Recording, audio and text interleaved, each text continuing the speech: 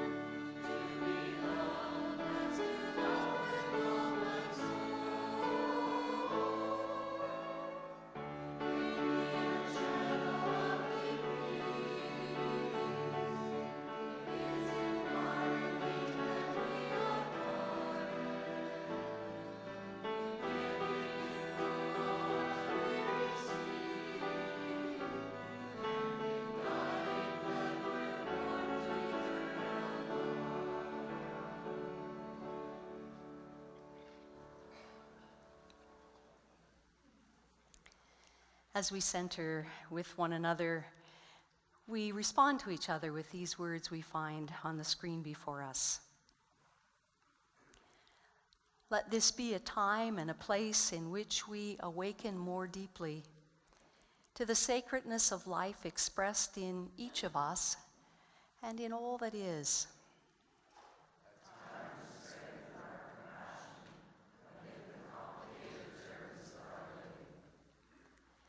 Let this be a community where care and comfort, acceptance and affirmation, peace and justice-making, encouragement and support are experienced as the norm. A spiritual community in which we inspire one another to live deeply and love truly.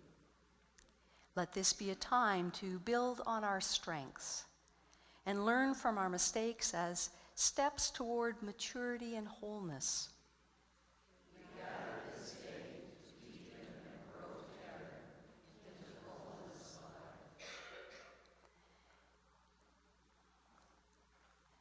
We offer the words of a prayer that are prayed each Sunday morning in West Hill United Church, a prayer in which we also hear echoed that ancient prayer of St. Francis. Together we offer these words with one another. As I live every day, I want to be a channel for peace. May I bring love where there is hatred, and healing where there is hurt, joy where there is sadness, and hope where there is fear.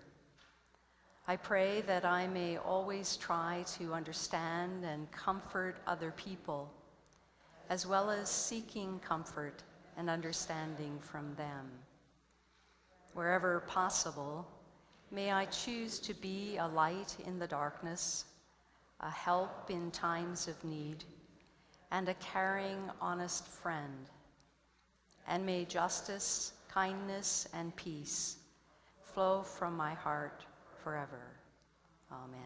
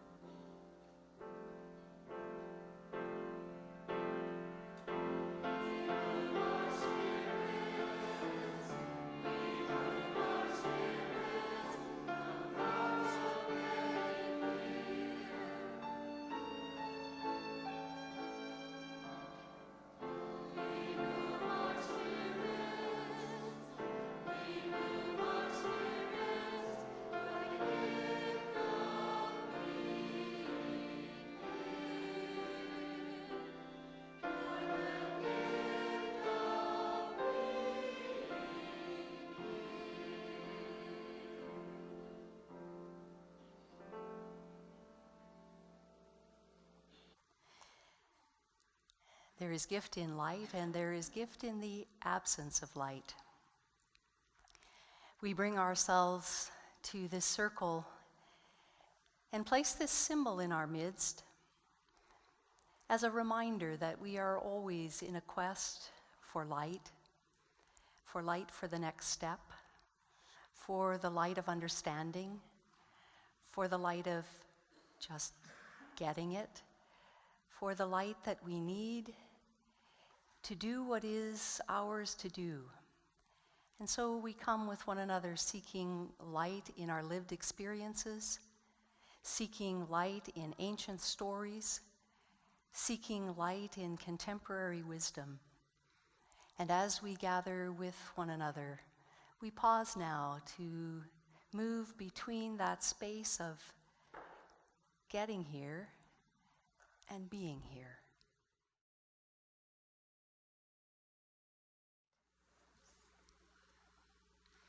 I'm going to give Michael something, and I'm going to give Karen something. If you hold open your hand, Michael.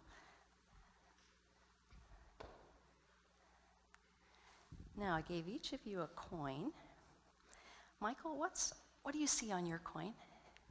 I see a bird. Okay, you see a bird. And Karen, what do you see on your coin? I see a lady and a date and her name and something in Latin. All right.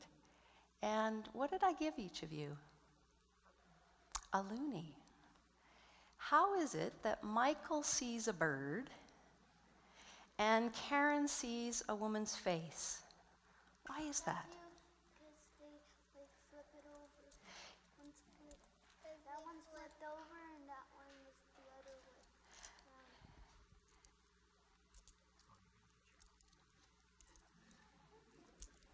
This is an expensive time for all ages.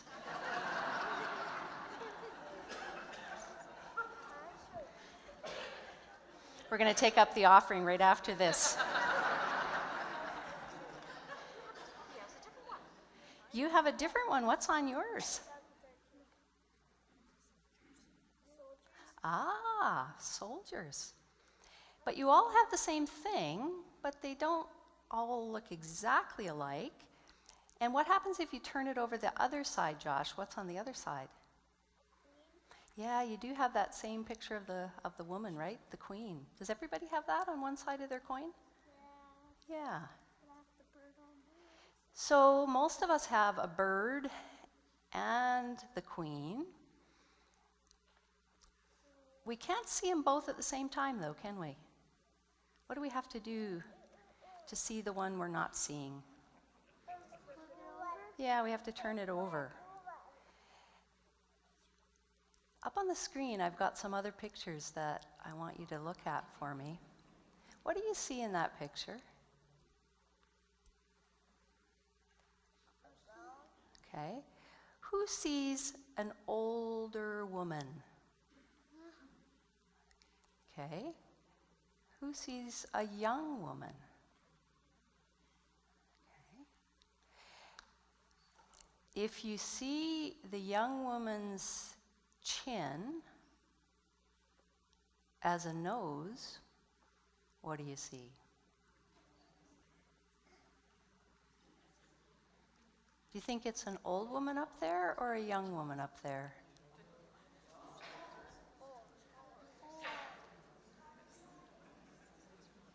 It's tricky to see both though, right? And it's hard to see both at the same time. But you can see a young woman looking in one direction, and you can see an older woman with a very big nose and a very long chin. Does everybody see it? Let's try another one. What do you see here? A man spitting out and it looks like a bullet. Someone playing a saxophone. Yeah, it looks like a man playing a saxophone. Do you see anything else? A bullet. Yeah, a I see a face. bullet. You see a woman's face? I see a bullet. You see a bullet. Wow. I don't see that yet. How about this one? What do you see? A man. So you see a man looking one way, spiky hair. And also a closed eye. If you see the man's face as a back, what do you see? Yeah, kind of like it looks like a young person facing the other way.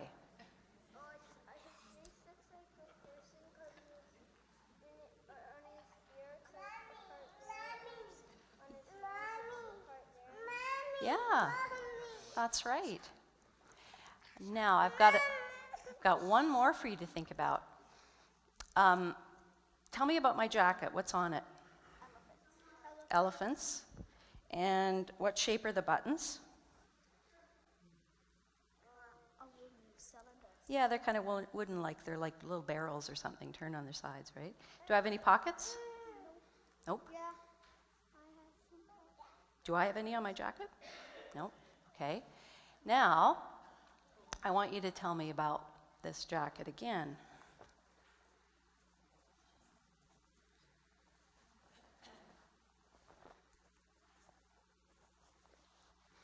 Now,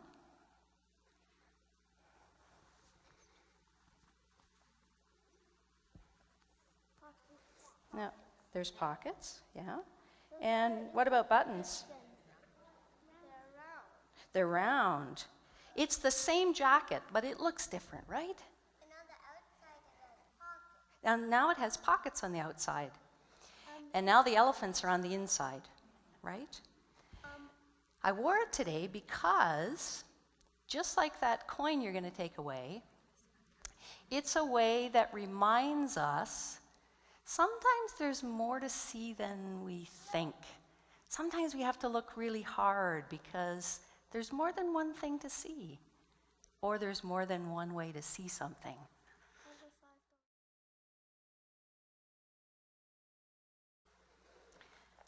A reading from a collection of writings in the Book of Awakening by the poet Mark Nepo.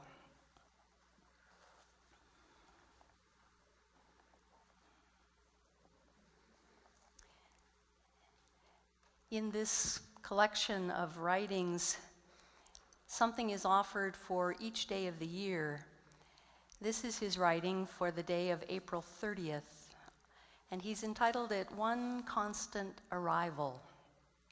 He begins with a quote from Basho. Whether drifting through life on a boat or climbing toward old age leading a horse, each day is a journey, and the journey itself is home. Then he writes, 12 years ago, as my journey through cancer was beginning, my grandmother was dying. I didn't know I had cancer, but I believed she knew she was dying. I could tell because when I'd visit her in Kingsbrook Medical Center in Brooklyn, she would sit on the edge of her bed and peer off into some distance she alone could see. She was 94. And I had the feeling that she was imagining the other shore the way she did when she was 10, crossing the Atlantic on a crowded steamship that was trudging through the huge waves. Life for her was one endless immigration, one constant arrival in a new land. Perhaps that's why I'm a poet, because immigration is in my blood. Perhaps this is why I understand the world of experience as one vast ocean we never stop crossing, even in our death. I'm asking you to imagine the life of your spirit on earth as such an immigration, one constant arrival in a new land. Given this, we accept that no matter the shore before us, the swell and the toss of the sea never ends. When brought to the crest of a swell, we can see as far as eternity, and the soul has perspective. But when we're in the belly of one of those waves, we are, each of us for the moment, lost.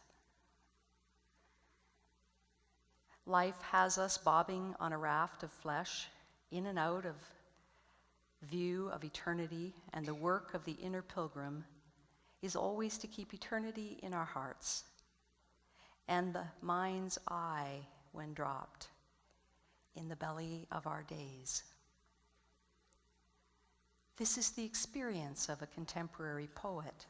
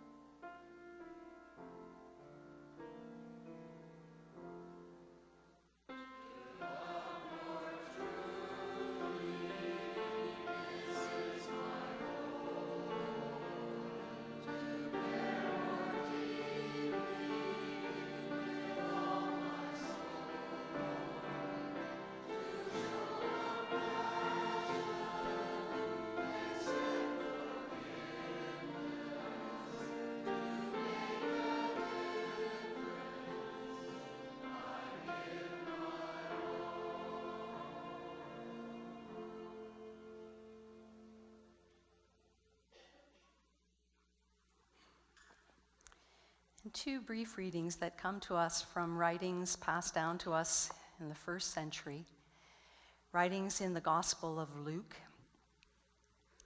In the 8th chapter, as the story goes, one day Jesus and his followers got in a boat, and he said to them, "Let's cross to the other side." So they shoved off, and as they sailed, he fell asleep. A squall descended on the lake, and they were being swamped and found themselves in real danger. And they came and woke him up and said, "Master, Master, we're going to drown." He awoke and spoke to the wind and the rough water. The water settled, and there was a calm. And he said to his friends, "And where is your trust?" And they were terrified, saying to each other, "How can this be?" that even the winds and the waters become still. They sailed to the region of the Gadarenes, which lies directly across the Galilee. And when he stepped on land, a man from town came, a madman. For some time he'd been going about without any clothes, and he hadn't lived in a house but lived in the graveyard.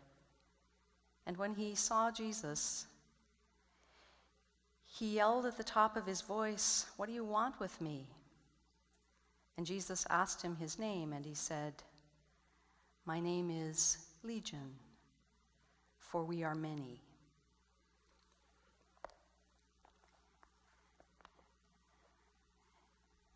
The fourth gospel, the Gospel of John, the last of the four gospels to be written, maybe as late as the 9th decade in the first century, or maybe even into the first decade of the 2nd century, also tells us a story about fishing on that very same lake, the Sea of Galilee. My colleague and friend John Pentland, who is the lead minister at Hillhurst United Church, has written a paraphrase of that passage, John 21, and these are his words. Simon Peter said to the other disciples, "I'm going fishing." And his companions replied, "We'll go with you." And they all got in a boat, paddled out a ways, but all night they caught nothing. Just after daybreak, a voice called to them from the shore, "Caught anything yet?" The worst words to say to people who are fishing. They called back, "No minnows, no rubber boots, not a thing." And then the voice came from the shore and said, "Try casting your net on the other side of the boat. Maybe you'll find what you're looking for." The disciples looked at each other, muttering about but not knowing, "Who does this fellow think he is?" Still, having no better ideas and being a little curious too, they shrugged, and over the other side went their nets. Suddenly the boat tilted, the nets sagged. One or two of the fisher people leaned gingerly over the side to see what's happening, and one shouted, "You're not going to believe this. These nets are packed full." They drew the heavy nets in, everyone working together. And the one with a calculator stood aside and counted 153 fish. They looked at each other, shaking their heads in amazement. 153 was the number of all the kinds of fish that were in that sea, and it seemed they'd caught one of each. And the nets weren't damaged. It was all some kind of miracle, they agreed, and a strange one at that. Together they turned to see what person it was that stood on the shore and advised them, but in the early morning mist, the shore appeared as if it was empty. These are ancient stories in which we seek new insights.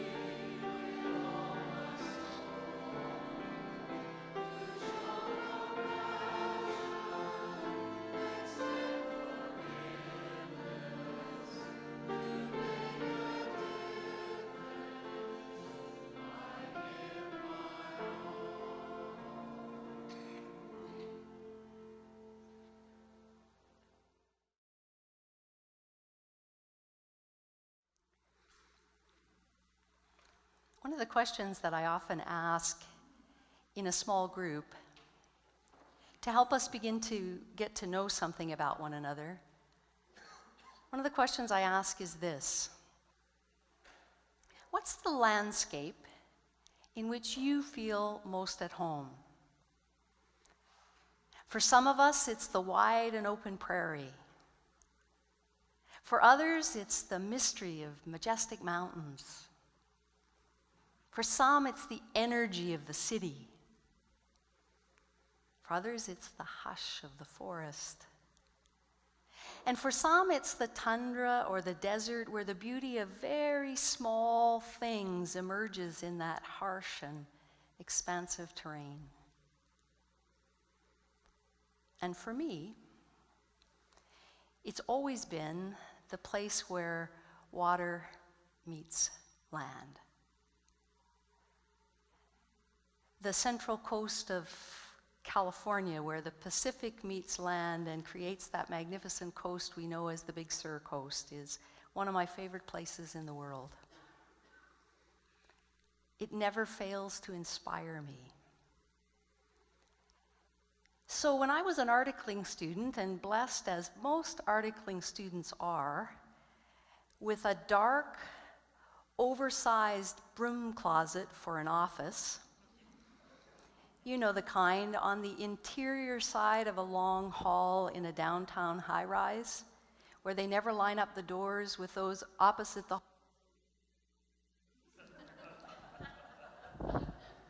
any of that natural light makes its way into your office. I was gifted with a poster of Elliot Porter's photograph of that Big Sur coast to give me something to look at more than my 4 empty, windowless walls. And because I was articling with the Federal Department of Justice, I often did get to see the light of day walking back and forth to the courthouse. During my criminal law rotation, as students, we were given conduct of some of the fairly minor drug prosecutions. And it didn't take long before I learned how to present the Crown's case, how to enter the evidence required to establish the elements of the offense. But what I was most intimidated by was having to cross-examine the witnesses for the other side. So on one occasion, as I was walking back to the courthouse with a senior prosecutor, I was asking him how to do that. I was asking him about cross-examination. How do you know? How do you know what to ask those witnesses for the defense? As an aside, as every lawyer knows, when I became more experienced as a Crown prosecutor, I discovered that one of the more important things about cross-examination was not knowing what questions to ask, but what questions not to ask. And as time went on, I, like many of us, learned the cardinal rule the hard way, that the surest way to lose a case is to ask a question for which you didn't know the answer. But on that day, as a baby prosecutor, I was curious about how to even begin to ask the right questions of the witness.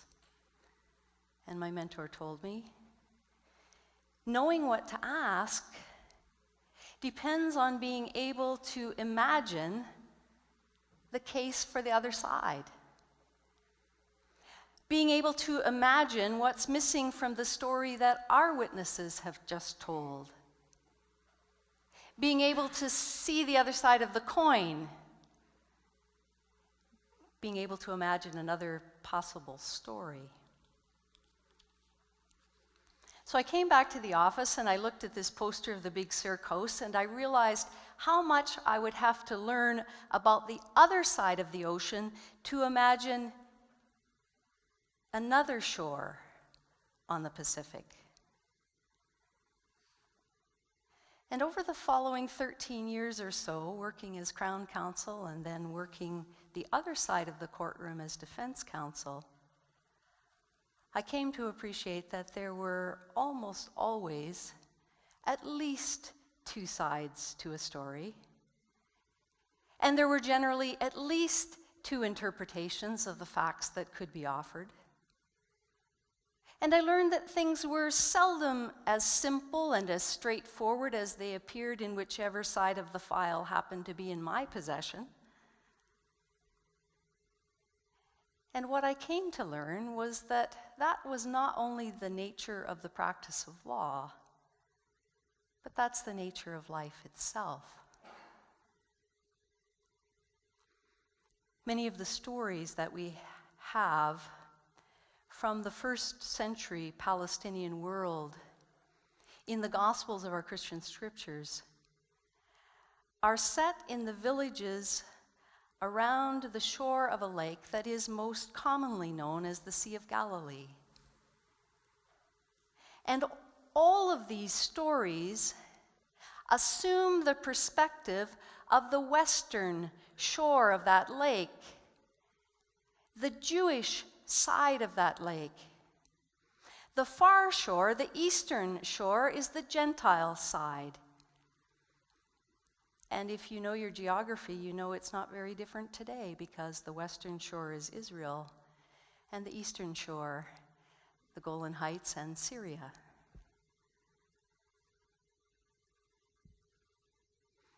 We have this story of Jesus and his friends crossing this lake at night. Jesus is asleep in the boat. As the story goes, a storm comes up out of nowhere, and the friends are terrified. They're experienced fishermen who know these waters well, and they're frantically trying to keep the boat afloat. And they want to know how he can sleep through the storm. Seeing beyond the storyteller's need to infuse Jesus with some special powers over nature, there's an important life lesson in this storm as metaphor. Perhaps whenever we choose to explore the other side, we do well to anticipate a storm. Things become less clear, more turbulent, more complex whenever we're willing to expose ourselves to the other side. To the other side of the story, the other side of the issue, the other side of the argument. We can expect it to disrupt our thinking and disturb our feelings. When we allow ourselves to explore the other shore, perhaps the proverbial storm is inevitable. Maybe it's even essential to our experience of being altered by our acquaintance with both sides. And although most of the stories of Jesus and his friends are set around that western shore of the Galilee, we have some stories that are placed in the villages on the far shore, on that other side, in the Gentile communities, where there are strangers and where the storyteller's perspective comes from the outsider. So immediately following that story of the storm, Jesus and his friends reach the other side to encounter terror and chaos among those who see them as these strange intruders, foreigners to fear.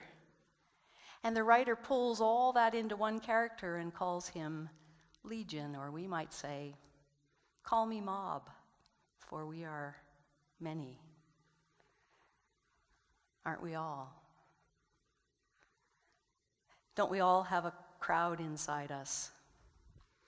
A host of competing voices tugging at us? Is that what makes us act like a mob sometimes? Is it this capacity of our unintegrated self, that within us that overtakes our compassion and our humanity and allows us to behave so inhumanely to one another? Or that makes us close our borders in fear and self-interest? Close our hearts to those who are seeking desperately, as most of our ancestors once were, for safety or shelter, for freedom, for economic or political opportunity. Maybe this first century story reminds us that when we're willing to explore the other side, we can expect that things will become chaotic. They will no longer be simple. late in the first century or early in the second, that gospel writer John invites us to explore the other side in a story that is set amidst the grief of the friends of Jesus. They're now on the other side of his execution, and they're adrift in fear and in sadness. And John's gospel takes them fishing, takes them from the horrors they've just experienced in Jerusalem back to that landscape they know best, the lake where they had spent most of their lives, that place where they had begun their life-changing journey with their teacher. And the story gives us a failed fishing expedition that turns into an inspiring lesson when they respond to an invitation that comes from the shore to cast their nets on the other side of the boat. We've probably all done what the story says they had spent the night doing. We've all kept doing the same darn thing to try to get a different result. And the wisdom that comes from the shore is seemingly obvious advice that is obviously too difficult to heed, or they would have done it before now. If you want to get a different result, you can't keep doing the same thing. Wasn't that Einstein's definition of insanity? You can't solve a problem with the same paradigm that created it. Simple advice, but not easy to heed. And in the world of the story, they explore the other side of the boat.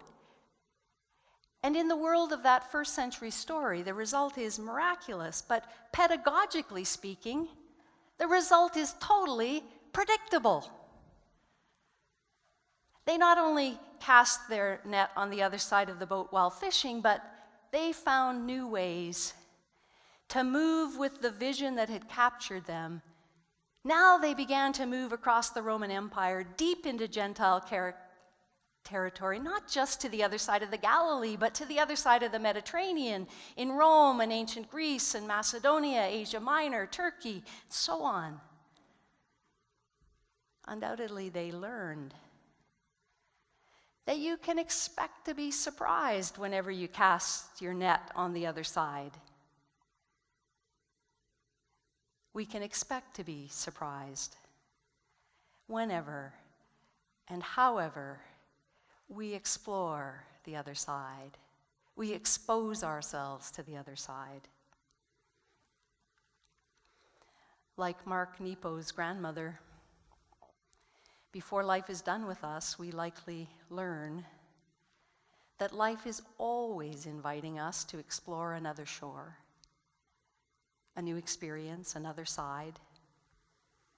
That we never get to just settle down and stay where we are, but we keep being invited again and again into the storm, into the complexity, into the chaos, and into the surprise that's all part of exploring the other side. But it seems to me that the essence to being an integrated spiritual being, like we have seen in the Buddha, and like we have seen in Jesus of Nazareth, and like we have seen in the great wisdom teachers of every tradition,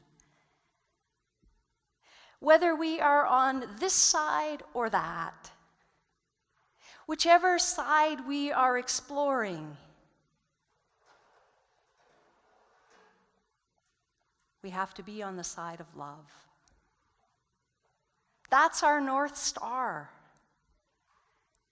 Whatever sea we're crossing, and whichever shore we stand upon, we have to be on the side of love. So this is our time to consider in the silence of our own hearts, in this silence we hold with one another, how we explore the other side with love.